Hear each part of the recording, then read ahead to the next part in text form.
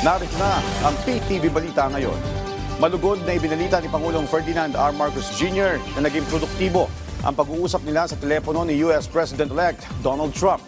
Ayon sa Pangulo, kabilang sa kanila na pag-usapan ang pagpapatuloy ng pagpapalakas ng alyansa ng Pilipinas at Amerika. Napag-usapan din ng dalawang lider ang suporta ng mga Filipino-Americans noong nagdaang US elections. Kinamusta rin anya ni Trump ang ina ng Pangulo na si dating First Lady Imelda Marcos. Samantala, nagpaabot naman ng pagbati si Pangulong Marcos Jr. sa pagkapanalo ni Trump.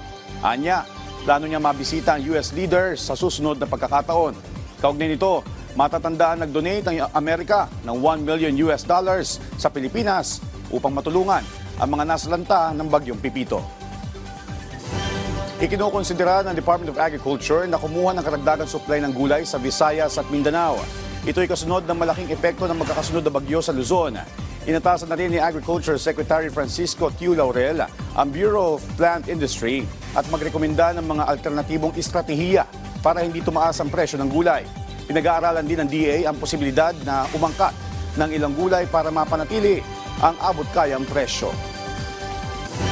Kinumpirma ni Pangulong Ferdinand R. Marcos Jr. na makakabalik na ng Pilipinas si Mary Jane Veloso. Ayon sa Pangulo, bunga ito ng pagsisikap ng pamahalaan na ipagpaliban ng execution ni Veloso hanggang sa maabot ang kasunduan na siya ay mapauwi na sa bansa. Matatanda ang papatawan sana ng parusang kamatayan si Veloso sa Indonesia dahil sa pagkakasangkot umano niya sa kalakalan ng iligal na droga. Bagay na matagal nang itinanggi ni Veloso at iginiit na naging biktima lamang siya.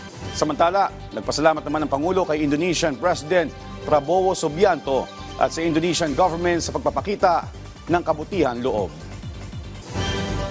At yan ang mga balita sa oras na ito. Para sa iba pang updates, i-follow at ilike kami sa aming social media platforms sa @PTVPH. Ako si Joshua Garcia para sa Pambansang TV sa Bagong Pilipinas.